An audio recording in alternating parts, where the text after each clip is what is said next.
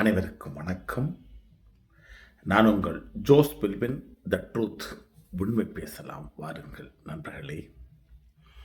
இன்று மே 2, நேரம் 11:35. ஏண்டா இந்த நேரமெல்லாம் எதுக்கு சொல்கிறாங்க அப்படின்னு கேட்கலாம். நான் தூங்கிட்டு இருந்தேன், எனக்கு தூக்கம் வரல நண்பர்களே. இன்னும் அரை மணி நேரம் கழிந்தால் மே 3, அடுத்த நாள் மே 4. தமிழக சட்டமன்ற தேர்தல் முடிவுகள் வருகின்ற நாள். தேர்தலிலே போட்டியிடாத எனக்கே தூக்கம் வரவில்லை.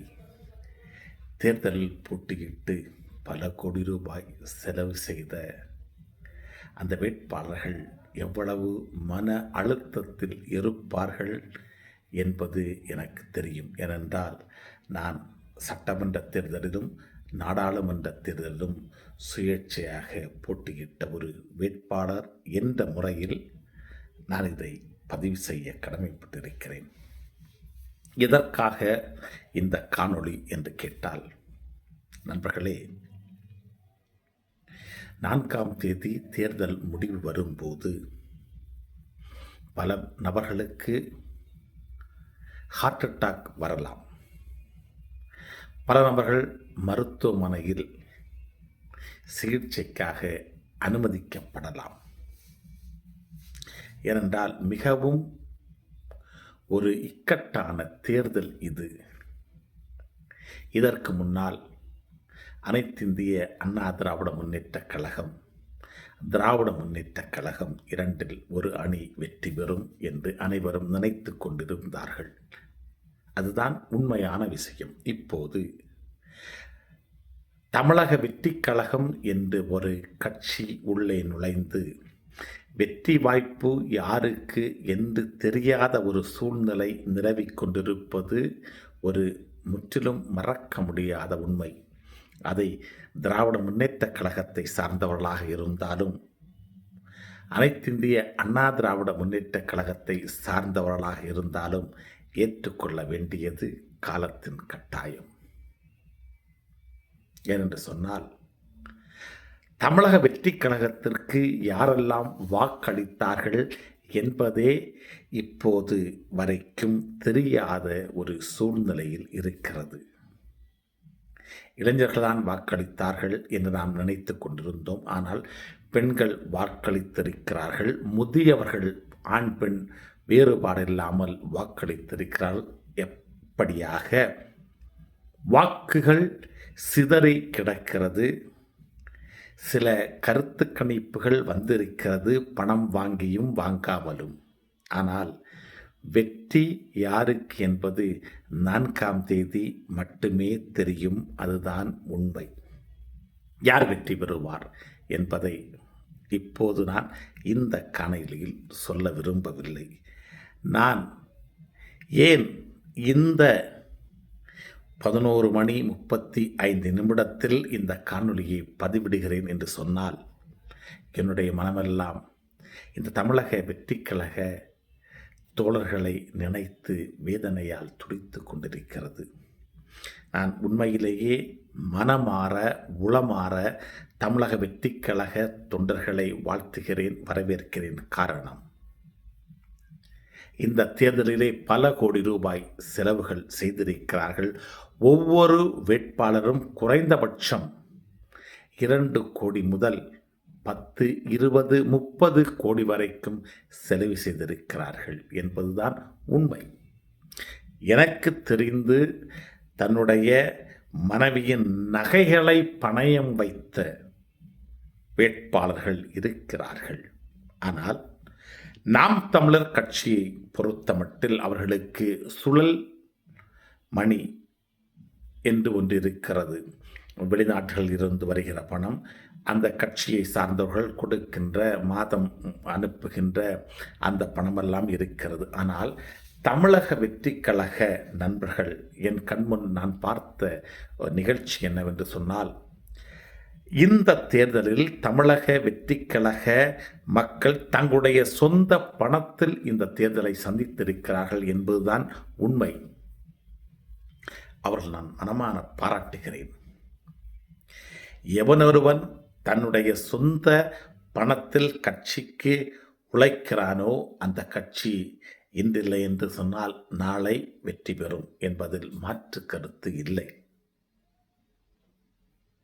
ஆனால் திராவிட முன்னேற்ற கழகமாக இருந்தாலும், அனைத்து இந்திய அண்ணா திராவிட முன்னேற்ற கழகமாக இருந்தாலும், காங்கிரஸ், கம்யூனிஸ்ட், பிஜேபி எந்த கட்சியாக இருந்தாலும் கட்சி பணத்தில் அல்லது அந்த வேட்பாளன் பணத்தில் தான்.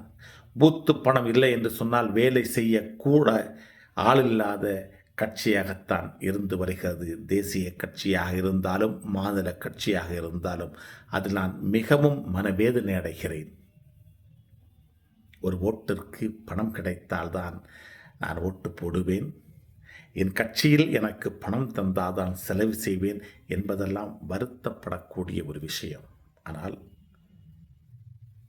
நாம் தமிழர் கட்சி நண்பர்களும் விஜயனுடைய தமிழக வெற்றிக் கழக நண்பர்களும் தங்களுடைய சொந்த பணத்தை போட்டு தேர்தலில் அவர்கள் செலவு செய்தார்கள், அவர்கள் உழைத்தார்கள். அவர்களுக்கு மீண்டும் நன்றியை தெரிவித்துக் கொள்கிறேன். முக்கியமான செய்திக்கு நான் வருகிறேன் நண்பர்களே. 4ஆம் தேதி யார் வேண்டுமென்றாலும் வெற்றி பெறலாம். ஆனால் ஒரே ஒரு கட்சி தான் ஆட்சி அமைக்கும். அதற்காக யாரும் கலங்க வேண்டாம். குறிப்பாக தமிழக வெற்றிக் கழக நண்பர்கள் கவலைப்பட தேவையில்லை. இது உங்களுடைய முதல் தேர்தல். வெற்றி பெற்றால் மகிழ்ச்சி. வெற்றி உங்களுக்கு கிடைக்காமல் இருந்தால் தயவு செய்து நீங்கள் உங்கள் உயிர்களை மாய்க்க வேண்டாம். யாரும் உங்களுக்கு சிலை வைக்க மாட்டார்கள், யாரும் உங்களை போற்றி புகழ மாட்டார்கள். தயவு செய்து அடுத்த தேர்தலில் நீங்கள் நாம் தமிழர் கட்சிக்கு வாக்களிக்க வேண்டும் என்று சொன்னால் நீங்கள் உயிருடன் இருந்தால் மட்டுமே நடக்கும். எனவே இந்த தேர்தலில் வெற்றியோ தோல்வியோ அதை அப்படியே கடந்து செல்ல பழகுங்கள். இதற்காகத்தான் நான் இந்த இரவில் உங்களுக்கு இந்த பதிவை போடுகின்றேன். தயவு செய்து வெற்றியோ தோல்வியோ அதை அப்படியே கடந்து செல்ல பழகுங்கள். வருகின்ற தேர்தலிலே உங்கள் கட்சிக்காக உழைத்து வெற்றியை நாட முயற்சி செய்யுங்கள். யாரும் இனி இந்த தப்பான முயற்சிகளை எடுக்க வேண்டாம். ஒரு நாள் ஒரு பையன் சொல்கிறான், கழுத்து அறுத்துடுமே ஓட்டு போடலைன்னா, விசிலுக்கு ஓட்டு போடலைன்னா. ஒரு அம்மா சொல்கிறாங்க, நாங்கள் குடும்பத்தோட தற்கொலை பண்ணுவோம். இதெல்லாம் கேவலமான விஷயம். விஜய் கூட விரும்ப மாட்டார். எனவே உங்கள் குடும்பத்தை பாதுகாத்து கொள்ளுங்கள், உங்கள் தாய் தந்தையர்களை பாதுகாத்து கொள்ளுங்கள், உங்கள் குழந்தைகளை பாதுகாத்து கொள்ளுங்கள். தயவு செய்து இது 5 வருடத்திற்கு ஒரு முறை வருகின்ற ஒரு தேர்தல் திருவிழா.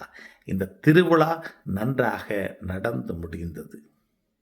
வெற்றி தோல்வி 2 நாட்களில் தெரிய வர இருக்கிறது. சட்டப்படி பார்த்தால் ஒரு நாள் மட்டும்தான் இன்னும் இடைவெளி இருக்கிறது. எனவே நண்பர்களே, தயவு செய்து நீங்கள் இந்த தேர்தலை ஓட்டு போட்டு விட்டீர்கள். யாரோ ஒருவர் வெற்றி பெறுவார், அவர் தமிழகத்தை நல்ல முறையில் வழிநடத்துவார் என்று நினைத்து கடந்து செல்லுங்கள். இது உங்களுக்கு பிடிச்சிருந்தா இந்த சேனலை சப்ஸ்கிரைப் பண்ணுங்கள், ஷேர் பண்ணுங்கள். நிறைய நபர்களுக்கு இது பரவட்டும். யாரும் ஒரு நபர் கூட இறந்து விடக்கூடாது. யார் இறந்தாலும் ஒரு தாய் அழுவாள் என்று உலக நாயகன் சொன்னதை நான் இப்போது ஞாபகப்படுத்துகிறேன். நன்றி, வணக்கம்.